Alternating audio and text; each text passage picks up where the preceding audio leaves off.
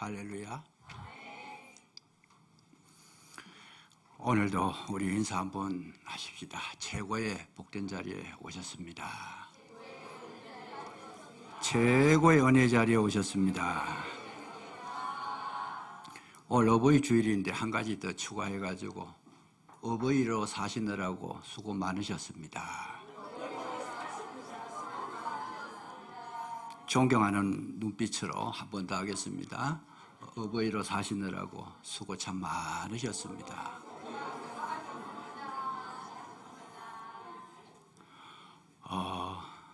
참 지금 시대가 어려운데 제가 오늘 이거 한번 띄워주세요. 예. 말씀의 제목이 뭡니까?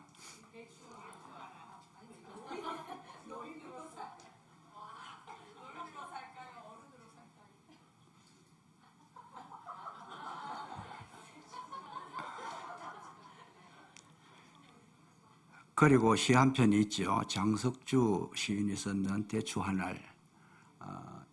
한번 잘 보세요. 이것은 우리 토요일마다 여주 동행 선교회라 해가지고 여주 주님과 동행하는 선교회다. 총회장 지내셨던 우리 김태형 목사님을 중심으로 해서 매주 토요일마다 11시에 남신교회에서 모입니다.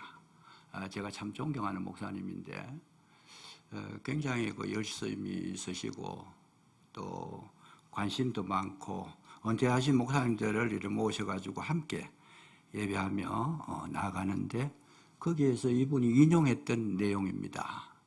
그 인용했던 것을 저도 잠깐 참고를 해서 오늘 어버이 주일에 말씀을 나누려고 합니다. 노인으로 살까요? 어른으로 살까요? 제목이 이래요. 노인이 뭐고 어른이 뭐냐? 노인은 나이가 자꾸 올라가고 연세가 드시고 그렇게 세월이 지나가면 자동적으로 노인이 됩니다. 그런데 어른은 그렇지 않다는 거지요. 어른은 가꾸어져야 되고 만들어져야 되고 세워져야 되고 많은 분들이 이 세상 살아간 그 모습을 가만히 보면 전혀 자기에게 어떤 부딪힘이 없이 그냥 세월만 보내시는 분들. 그래서 오늘 이 대추 하나는 장석주 시인이 자기가 아내도 시인입니다. 그 장석주 시인이 안성시의 그 호숫가에다 집을 지나놓고 유실수를 심었는데 거기에 보면 많은 어떤 유실수 가운데에 한여름을 지나면서 땡볕에 또 태풍에 또 때로는 가뭄에 그렇게 세월을 지나고 나니까 대추가 몇 개가 남았고 잘 익어서 나머지는 다 떨어지고 없어요, 그냥. 그래서 이 장석주 시인이 그 대추를 보면서 시지연시인데 굉장히 우리에게 주시는 메시지가 강합니다. 저게 저절로 붉어질 리가 없다. 저 안에 태풍 몇 개, 천둥 몇 개, 벼락 몇 개. 그게 맞아야 대추가 익어지는 겁니다. 붉어지는 겁니다. 알곡이 되는 거예요. 우리 인생도 정말 어른이 되기 위해서는 뭘 했나? 대추 하나처럼 우리의 삶 속에 태풍이 지나가야 되고 또 천둥 몇 개를 맞아야 되고 뿐만 아니라 벼락이 떨어졌을 때 우리는 연거를 가더라는 거죠. 이런 아무런 대책 없이 그렇게 살다 보면 세월은 지나가지고 50세가 되고 60세가 되고 70이, 80이, 100세가 되어 가는데 여전히 이런 태풍을 경험하지 못하고 벼락을 경험하지 못하신 분들은 여전히 노인으로 못 만들고 가는 것이다. 그래서 오늘날 이 시대를 말초시대라 그러는데 지금 아마 부모님들께 효도하는 시대는 아마 지금 이 시대로서 끝나는 것이 아닌가. 앞으로는 효도를 바랄 수도 없습니다. 시대가 이렇게 급박하게 흘러갑니다. 자녀들을 키우고 양육해보면은 여기에 인생의 연륜이 묻어나는데, 아이가 태어나가지고 4세가 되면 아버지를 바라볼 때에 아버지는 전능하신 아버지다. 아버지가 최고라는 거예요. 그래서 5세가 5세가 되면 어떻게 생각하느냐? 아버지는 전지하시다. 모르는 게 없다는 거예요. 모르는 게 없다. 정말 아버지는 최고다. 그렇게 아버지를 안 보고 어머니를 안 보면 못 사는 시대가 4세 때, 5세 때까지 이어지는데, 시간이 지나가지고 8세가 되면 그때 조금 이제 머리가 깨어지게 되니까 뭐라고 생각하는가 하면, 아, 아버지도 모르는 게 있으시구나. 그걸 안다는 거예요. 그래 알고 또 세월이 흘러가 12살이 되면 아버지는 아는 것보다 모르는 게 더 많다.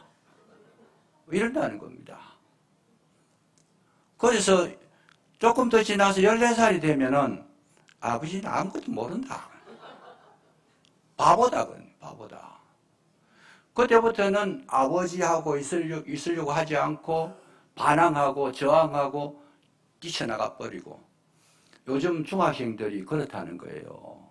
아버지를 완전 무시하고 어머니는 아무것도 아니다, 막 그냥.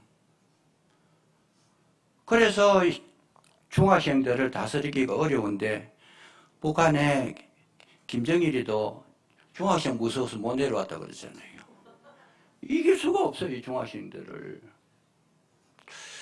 그런데 이제 나이가 20세가 돼버리면 그때는 아버지는 모를 뿐만 아니고 상대할 분이 아니다. 그리고 자기만 늘 자기 주장만 내세우고, 그래서 아버지의 이름을 하나 붙입니다. 뭐라고 붙이는가 하면 아버지는 꼰대다. 그래, 꼰대. 상대할 필요가 없다는 거죠.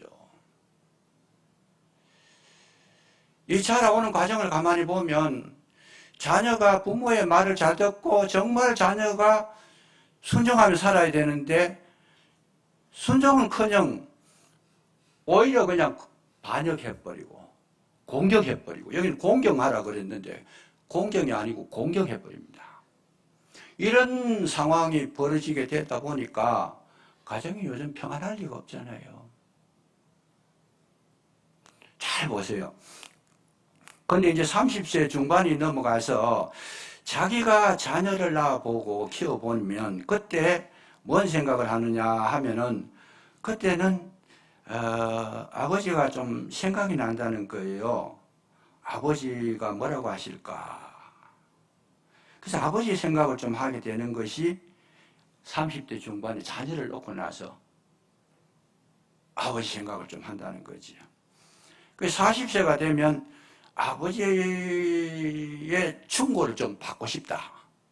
뭔가 내가 지금 살아가는 게 좀 더 힘들고 어려운데 아버지께서 말씀을 좀 해주시면 좋겠다는 거죠. 그러다가 50세가 넘으시면 그때 비로소 결론을 내리는 게 뭐냐. 나는 틀렸고 아버지는 옳았다는 거죠. 그게 대초가 이루어지는 거예요. 그렇게 해서. 그래서 우리가 이제 영적으로도 보면 이런 과정을 통과한다는 거죠. 20세까지는 아무리 옳은 걸 가르쳐 드려도 그냥 거역하고 반역하고 틀렸다는 거예요. 그래서 오늘 제가 이 제목으로 설교를 하려고 하는 이유가 뭐냐? 노인은 부모 공경을 못합니다. 누가 공경할 수 있느냐? 어른이 돼야 된다는 거죠.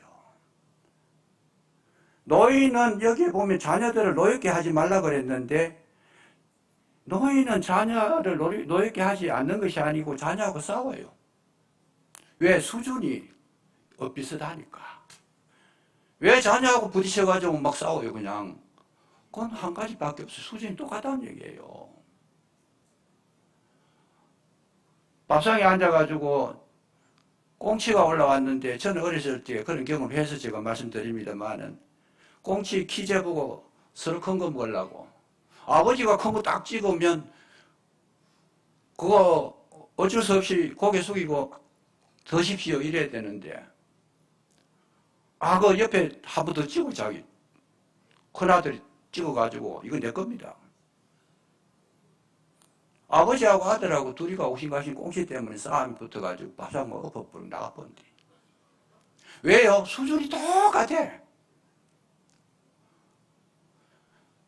왜냐하면 어른이 되면 자녀를 노엽게 할 이유가 없습니다. 자녀가 뭘 하든 이해를 해주고 함께 해주고 도와주고 부모는 헌신하려 그러지만은 노인은 수준이 같으니까 뭐 많이 가져와야 자기가 유익하다는 거 알고 있어요. 그래서 오늘 이 시간에 우리가 생각해 봐야 될 거는 부모 공경하라 하지만은 여러분 부모 공경 말로 부모 공경이지 성경에 기록되어 있고 어버이날 되니까 성경 찾아가지고 뭐 자녀들아 너희 부모를 순종하라 이것이 옳으니라 공경하라. 그런데 실제로 해보면은 안 되는 거예요. 왜 안 되느냐? 내가 아직 공경할 수 있는 마음의 자세가 없어요.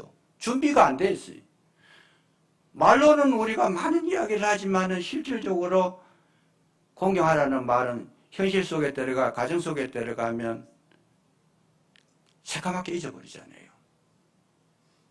그 안 되는 걸 계속 물론 안 하는 것보다는 낫지만은 그러려면 그 해결책을 찾아야 되는 거예요. 이거 안 되는 거가 자꾸 말로만 공경하라, 순종해라 이래 하면 화가 나잖아요. 해보면 안 되는데 내가 커져야 내가 어른이 돼야 여러분 큰 그릇이 되면 적은 그릇을 품을 수가 있어요. 그런데 나하고 그릇이 똑같으면 그 속에 들어가질 않잖아요. 내가 많이 알아야 남을 가르쳐 줄 수 있는 거죠. 내가 성장을 해야 돼요. 내가 성숙해야 돼요. 어른이 돼야 된다. 그 어른이 뭐냐? 어른은 다 자라서 책임적인 존재가 된 것을 어른이라 그래요. 성숙하다 그러잖아요. 그래서 성숙해야 되는데 미성숙하니까 뭐래요? 일어나는 것은 분쟁밖에 없다라는 거죠. 세상 속에서 장석주 시인은 그래도 대추 하나를 보고 거기에 하나님의 신비하고 오묘한 섭리를 그 시 속에서 뿜어냅니다만 이런 생각 전혀 안 하고 살아가는 분이 얼마나 많아요. 그냥 시간만 보내는 거죠. 노인으로서는 공경할 수가 없습니다. 머리로는 알고 있죠. 머리로는 노인에게 공경해야 된다. 노인을 말씀에 순종해야, 어른의 말씀에 순종해야 된다. 부모를 잘 따라야 된다 하지만은 현실에 가 부딪혀 보면은 내가 지금 아직 미숙하니까 할 수가 없는 거죠. 옳아서 다 할 수 있는 게 아니잖아요. 할 수 있는 힘을 얻어야 됩니다. 그 할 수 있는 힘을 가진 자가 누구냐? 어른이라는 겁니다. 그래서 오늘 이 성경을 가만히 보면 여러분 1절에 자녀들아 주 안에서 너희 부모에게 순종하라. 이것이 옳으니라. 여기에 주 안이라는 말씀을 일본어로 하잖아요. 우리는 그리스도 안에서 정말 어른이 되는 방법이 어떤 거냐? 주님을 만나고 주님의 영성을 받고 주님의 사람으로서 우리가 세워질 때에 어른이 될 수 있다는 것을 성경은 우리에게 가르쳐주고 있습니다. 세상에서 아무리 훈련받아도 어른이 되지 않습니다. 그런데 주님을 만나서 주님의 영성을 받아서 주님께서 주신 힘을 가지고 깨닫고 그 말씀을 붙들고 나갈 때에는 뭐가 있어요? 자기도 모르게 어른이 되는 거죠. 사도 바울이 그렇게 위대하고 훌륭하고 율법학자고 바리새인 중에 참 최고의 바리새인이고 그렇지만은 그는 늘 싸움하러 다녔어요. 왜요? 아주 어른이 못 된 거예요. 왜요? 주님을 못 만났기 때문에.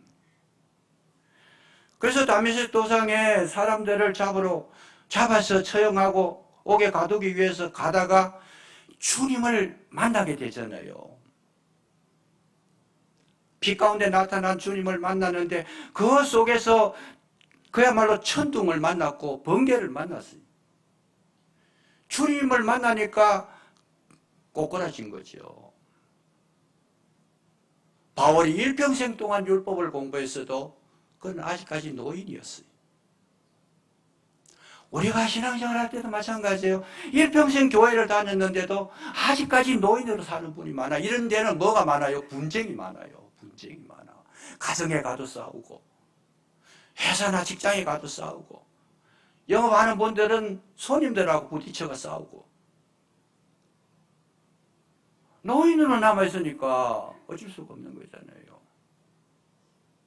사도 바울처럼 사람 죽이러 뛰어다니고. 그러나 주님을 만나서 어른이 되고 나니까 사도 바울은 자기의 모습을 감춰버립니다. 나의 나 된 것은 오직 하나님의 은혜로라. 지금까지 자기 주장만 했던 그가, 율법의 박사가, 틀리는 것이 없었어요. 그건 모든 것이 옳았던 그가 나는 죄인 중에 괴수라는 고백을 합니다. 그게 어른인 거예요. 그게. 오늘날 저와 여러분이 이 세상 살아갈 때에 말로만 하는 것이 아니고 정말 주님과 부딪혔을 때 거기에 천둥 벼락 같은 그런 정말 엄청난 충격을 그 속에 간직했을 때 저 대추 하나리 저게 혼자 둥그러질 리가 없다. 주님을 만나지 않고 혼자 될 리가 없다라는 거예요. 그래서 우리는 뭘 해야 되는가? 여러분, 어른이 되시기를 주의 이름으로 축원합니다. 어른 되는 길은요, 주님을 만나는 길밖에 없어요. 베드로가 예수님을 3년 동안 따라다녀도 그가 바뀌지 않았어요. 엉겹결에 거짓말도 잘해요. 나는 예수를 모른다 그랬어요. 갈릴리 사람이라 그러니까 아니라 그래요. 갈릴리 호숫가에서 주님을 만나서 요한의 아들 시몬아 네가 나를 사랑하느냐. 벼락을 맞은 거예요. 난 주님 벽 안 하고 도망갔는데 찾아오셔가지고 네가 나를 사랑하냐. 속에 연거리시고 있는 거지요. 속에서 연거리시고 있는 거예요. 야, 이거 말이 잘못됐구나. 크게 느끼는 겁니다. 여기에 주 안에서라는 것이 뭐냐? 주님으로부터 생명을 공급받는 겁니다. 우리는 외부적으로 무엇을 열심히 해서 잘해서 능력이 있어서 대단한 위협을 달성해서 이런 게 아니고 심령의 변화가 바뀌어져야 어른이 된다는 거죠. 베드로가 주님을 만나서 그 말씀을 들었을 때에 말을 못합니다. 그냥 주께서 아시나이다. 겉으로는 표현을 못하고 힘도 없는 것 같지만 뭐예요? 그 속은 연거려져 가고 있더라는 거죠. 오늘 우리 교회 속에서 뭘 해야 될까? 말씀을 통해 가지고 우리 심령이 새롭게 되고 변화를 일으키고 뭔가 연거려지고 뭔가 이렇게 알곡처럼 채워져 나갈 때 그때서 비로소 우리는 다른 사람이 눈에 보이기 시작하고 대접받으려고 했던 사람이 섬기는 마음이 생기게 되고 정말 다른 사람을 바라봤을 때에 그 사람이 귀중함을 알게 된다는 그 사실. 주님을 만나는 특징이 뭡니까? 심령이 변화되는 줄로 믿으시기 바랍니다. 노인은 변화가 안 됩니다. 그러나 주 안에서 주님을 만난 사람들은 마음이 새롭게, 오직 심령을 새롭게 함으로 변화를 받아. 오직 심령을 새롭게 하며 변화를 받아. 그것이 구원받은 자의 증거인 줄로 믿으시기 바랍니다. 뿐만 아니라 어른된 증거라는 거예요. 그게 어른된 증거다. 나이가 어른이 아니라는 거예요. 여러분 일찍 주님을 만나면 그때부터 어른으로서 하나님께서 그를 붙들어 존귀하게 사용하시더라는 거죠. 조나단 에드워드라고 하는 사람이 있습니다. 미국의 프린스턴 신학대학교 총장입니다. 프린스턴 신학교 총장인데 그 신학교에 공부를 해서 한국에 와가지고 많은 목사님들이 훌륭하게 목회를 합니다. 거기에 총장인데 이분이 언제 주님을 만나느냐? 7세 때 만났다고 그래요. 7세 때. 일찍 주님을 만나니까 그만큼 크게 쓰이는 거예요. 크게 쓰이는 거예요. 아이작 와츠라고 하는 분이 있습니다. 찬송가.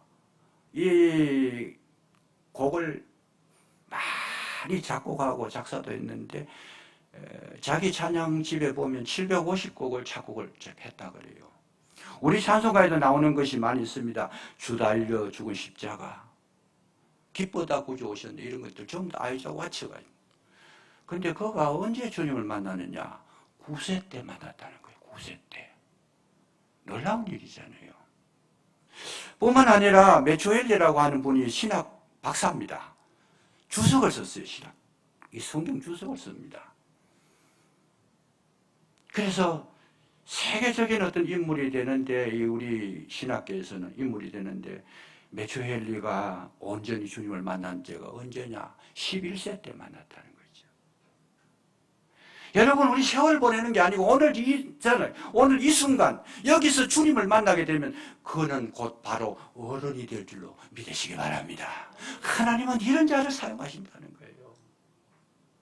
일평생 수많은 세월을 이 땅에서 70년, 80년, 90세, 100세를 사셔도 노인으로 끝나면 그야말로 가치 없이 인생을 마쳐버리는 거지요. 하나님은 오늘도 누구를 기뻐하시느냐? 심령을 주님은 오셔서 붙들어 주시는 줄로 믿으시기 바랍니다. 새 사람인 거예요. 예수님을 믿으면. 그러면 노인 공경하라, 노인을 순종하라, 섬겨라 이런 말 안 해도 마음이 이미 새로워졌기 때문에 자동적으로 어른을 잘 섬기게 되고 순종하게 되고 따르게 되고. 여러분, 쉽게서 하는 건 이미 늦어요. 자발적으로 하게 됩니다. 이것이 뭐냐? 여울 성경은 보면 이런 것이 옳다 그랬어요. 옳다. 이런 것이 옳다. 옳다. 디카이오스라고 그래요. 디카이오스. 그 놀라운 게 있어요. 왜 여기다가 순종하라, 이것이 옳으니라, 왜 옳으니라는 말을 여기 넣었을까? 디카이오스, 그게 의라는 거예요. 정직이라는, 공이라는. 디카이오스 네 그러면 하나님의 의인데, 이 디카이오스로 나오는데, 이것이 옳다, 바르다. 여러분 잘 보세요. 하나님께서 함께 하시는 인물이 어떤 분이냐? 디카이오스를 가지고 있는 사람이라는 거죠. 이 옳은 일을 하는 사람, 어른이 된 사람, 정말 하나님의 기뻐하시는 그런 일들을 감당하고 마음의 변화를 가지고 충성스럽게 섬기는 그 모습을 가졌을 때에 하나님은 그를 받아주시고 그와 함께 하신다고 하는 줄로 믿으시기 바랍니다. 이 의인과 함께 하시더라는 거예요. 시편 34편 15절에 보면 여호와의 눈은 의인을 향하시고 그의 귀는 저희 부르짖음에 귀 기울이시는도다. 시편 1장 1편 6절에도 보면 대저 의인의 길은 여호와께서 인정하시나 악인의 길은 망하리로다. 시편 37편 29절에도 말씀하십니다. 의인이 땅을 차지하며 거기 영원히 거하리로다. 하나님은요, 인격을 갖춘 자를 좋아하시더라는 거예요. 여러분, 기도원의 300용사가 있는데 기도원의 300용사가 어떻게 만들어졌어요? 거의 한 3만 명이 왔는데 하나님께서 기도원에게 이렇게 하라고 명령을 하십니다. 냇가에 데리고 가가지고 물을 먹여봐라. 300명은 물을 먹는데 무릎 꿇고 아주 적을 바라보면서, 사방을 바라보면서 예의를 지키면서 물을 먹고 나머지는 그냥 개처럼 막 엎드려가지고 허겁지겁 먹었다는 거죠. 다 돌려보내라. 하나님은 오늘도요, 인격을 갖추어진 자와 함께 하시는 줄로 믿으시기 바랍니다. 자기가 마구 이리 뛰고 저리 뛰고 뭐 예의도 없고 범절도 없고 뭐 인격도 없고 이런 사람은 하나님께서도 그를 가까이 하시지 않습니다. 거의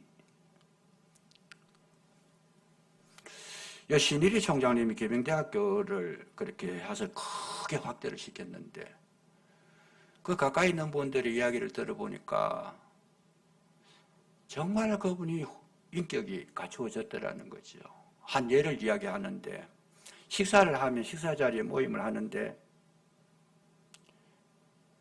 일찍 오는 사람도 있고 늦게 오는 사람도 있고 뭐 여러 가지로 들었는데 이분이 가만히 앉아서 다 참석할 때까지 숟가락을 안 든다는 거예요. 다 참석하고 나니까 우리 식사합시다. 그게 인격이에요. 그 늦게 오는 사람 배려해가지고. 오늘날 하나님께서 우리를 붙들어 서실 때에 이 인격을 갖춘 이 인격은 누구가 갖추는 것이냐? 어른이 갖추는 거라는 거죠. 어른이. 그러면 그가 무슨 일을 하든지 하나님께서 그를 지켜주시고 인도하셔서 우리가 생각지도 못하는 그런 놀라운 일들을 허락하실 줄로 믿으시기 바랍니다. 이런 자들이 가는 그 길에는 여호와의 눈이 불꽃 같은 눈이 그를 지켜주신다는 겁니다. 안 될 수가 없다는 거예요. 그래서 이 옳다는 말을 쓰는 겁니다. 부모를 섬기는 거 누가? 어른이 부모를 섬기고 인격 있는 자가 부모를 섬기는데 그 부모가 하는 모든 일에 내가 그렇게 섬기는 그 자와 내가 함께 하겠다. 여러분, 주님의 말씀은 1.1획도 오차도 없고 틀림도 없으신 줄로 믿으시기 바랍니다. 여러분, 이삭이 남은 나라에 가가지고 우물을 파고 농사를 짓는데 우물 파는 것이 그 당시는 뭐 삽도 없고 괭이도 없고 불도저도 없는데 이삭은 그 당시는 물이 제일 중요하잖아요. 물 없으면 못 사는데. 이상한 건데 우물만 파면 물이 나와요. 곡식 농사를 짓는데 거기 보면 뭐라고 나와요? 100배의 열매를 맺었다는 거예요. 참 신기하다, 이삭은. 참 신기하다. 근데 블레셋 사람들 자기들이 그 암만 파봐도 물이 안 나는데 이삭은 파면 왜 물이 나오느냐? 여러분, 이삭은 아버지께 죽기까지 순종했는 줄로 믿으시기 바랍니다. 모리사 산이 꼭 모리아 산 꼭대기에서 자기를 뭐 죽이려고 칼에 드는 아버지한테 또 꼼짝도 안 하고 그냥 아버지 날 죽이십시오. 명분은 아들이지만 이삭은 벌써 어른이 돼 있었던 거예요. 아버지를 능가하는 어른이 돼 있었던 거예요. 여러분, 큰 자가 이 세상에서 그 누구도 아무리 자기 부모라도 큰 자가 되면 섬길 수가 있는 거다. 그죠? 그러니까 하나님께서 여기서 말씀하시는 대로 뭐예요? 네가 잘 되고 땅에서도 장수하리라. 뿐만 아니라 이것이 약속 있는 첫 계명이라 그랬어요. 첫 계명. 출애굽기 20장 12절에 보면 네 부모를 공경하라 그리하면 네가 잘 되고 장수하다는 말씀이 있어요. 그런데 이걸 첫 계명이라 그래요. 이걸 우리가 알기 쉽게, 굉장히 알기 쉽게 이해하자면 첫 계명이 뭐겠어요? 첫 단추라는 거예요. 첫 단추. 옷을 입으실 때 이 와이셔츠를 저도 입고 왔는데 이 첫 단추가 한 칸 이 엇갈리게 이렇게 쳐버리면 다 들리잖아요. 그런데 하나님께서 왜 이거 첫 계명이라 했을까? 첫 단추가 잘 끼워지면 나머지는 자동적으로 잘 끼워지게 되어 있다는 거예요. 뿐만 아니라 부모를 공경하는 사람은 절대로 나빠질 수가 없어요. 제대로 부모를 공경하는 사람은 악한 행동을 할 수가 없는 거예요. 그게 가정이 그렇게 중요한 겁니다. 그래서 이게 첫 계명입니다. 오늘날 하나님은 저와 여러분에게 많은 복을 받도록 예비해 놓으신 줄로 믿으시기 바랍니다. 우리가 무시해서 그래요. 안 따라서 그래요. 하나님은 저와 여러분이 잘 되고 잘 되기를, 여기서 땅에서 장수하고 정말 형통하기를 원하시고 그렇게 되기를 하나님께서 모든 장비를 다 갖추어 놨다는 거예요. 왜 나는 안 되느냐? 억지로 가서 안 되는 거예요. 아직 노인이 돼서 그런 거예요. 내가 어른이 돼버리면 안 되는 것도 되게 하고 없는 것도 있게 하시고 막힌 것도 열어주실 줄로 믿으시기 바랍니다. 얼마나 귀한 일인지 몰라 이게요. 이게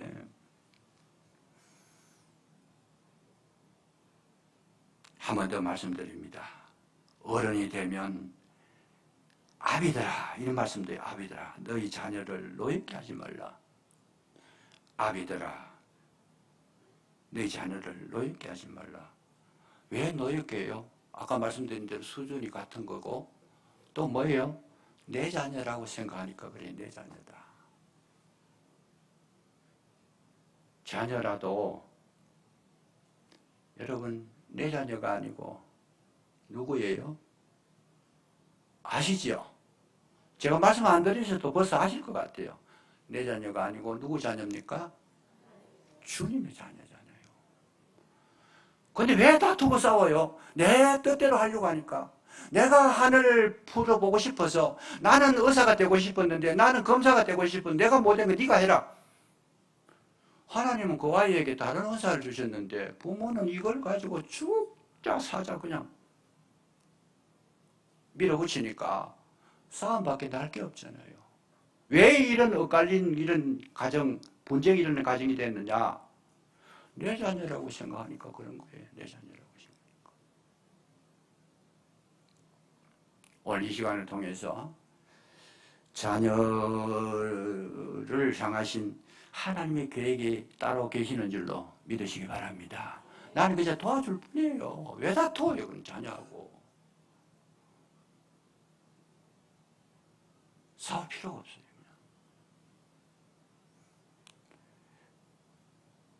자녀를 노엽게 하지 말고 오직 주의 교훈과 훈계로 양육하라. 세상 공부, 세상 지식 쌓음, 자기 목적대로 해보려고 하니까 세상 공부를 그렇게 시키잖아요. 학원 가라, 돌아오면 또 가라, 이게 오면 저리 가라. 계속. 여기는 뭡니까? 주의 교훈과 훈계로 양육하라. 자녀에게 하나님의 말씀을 가르치면 어른이 될 줄로 믿으시기 바랍니다. 내 아이를 어른 되게 만들어야 돼요. 요즘 지식을 많이 가르쳐요. 전부 공부를 열심히 해가지고 그 좋은 자리, 막 귀한 자리, 막 그냥 의사가 되고 돈도 많이 벌고 잘 되고 있습니다. 그런데 그 지식이 많아가 훌륭하게 되긴 했는데 그 지식이 어른이 안 되니까 어디다 써요? 다른 사람을 죽이는 데 쓰고 다른 사람을 상하게 하는 데 쓰고 다른 사람을 괴롭게 하는 데 쓰고 하나님의 마음을 아프게 하고 부모를 업신여기는데 아이 우리 부모는 무식해서 아무것도 모른다 이런 소리 나고 그 지식 많이 그렇게 공부시켜가지고 학박사 박사학위 빠져놓으니까 젊은이들이 뭐라 그래요? 우리 아버지 엄마는 무식해요. 무식해요. 그 무식한 사람하고 살라 그러겠어요. 여러분 주의 교훈과 훈계로 가르치면 하나님은 반드시 그에게 놀라운 길을 열어주실 줄로 믿으시기 바랍니다. 가정에 기쁨이 있고 정말 부모님들이 어른이 되셔서 나에게 잘해주시면 나도 부모님에게 어른이 돼서 잘해드릴 수 있다는 거예요. 저와 여러분이 많이 부르는 어머니 날 되면 반드시 부르잖아요. 낳으실 때 괴로움 다 잊으시고 기르실 때 밤낮으로 애쓰는 마음. 이거 이형렬 씨가 지은 겁니다. 일본에 유학을 갔는데 도저히 공부를 못하겠다는 거죠. 왜 공부를 못하겠나? 일본 가가지고 음악을 공부하려고 그러니까 전부 다 피아노가 있어가지고 피아노가 있어야 필수적인 거예요. 피아노가 있어야 공부가 되는데 피아노가 자기는 뭐 없어가지고 공부를 못해서 어머니한테 편지를 씁니다. 어머니 나 돌아가겠습니다. 아이고 얘야 왜 그러냐? 피아노가 없어가지고 음악 공부가 이제 한계가 왔습니다. 도저히 못하겠습니다. 그러니까 어머니가 조금만 참아봐라. 내가 어떻게 길을 마련해 보겠다. 그래서 어머니가 뭘 하겠어요? 그 옛날에 산에 가서 솔방울을 주워 모은 거예요. 솔방울을 주워 모아가지고 팔고 주워 모아가 팔고 손에 피가 나도록 막 이렇게 해가지고 팔아가지고 400원을 모았다는 거죠. 400원. 요즘 돈 400원이 아닙니다. 그때는 쌀 한 가마니에 13원 했대요. 쌀 한 가마니 13원. 그럼 400원 것도 뭐 엄청 큰 거잖아요. 보냈더니 영렬 씨가 그 돈을 받아가지고 피아노를 사서 제일 감동이 돼가지고 이 피아노를 가지고 처음 만든 곡이 바로 이 곡입니다. 나으실게 괴로움 다 잊으시고. 정말 하나님 앞에서 우리가 살아가는 날 동안에 그 은혜에 감사하게 되고 정말 부모님에게 큰 어떤 감동을 받았을 때 여러분 하나님은 그 마음에 귀함을 주시고 이런 가사가 생각이 났던 거예요. 오늘날 이 노래 어버이날 되면 이 노래를 세상 사람들이 다 부르잖아요. 위대한 곡이 이래서 태어난 겁니다. 오늘 저와 여러분 이 세상 살아가실 때 어른으로서 사시면 뭐가 돼요? 가정도 화평하시고 교회도 평강을 누리게 될 줄로 믿으시기 바랍니다.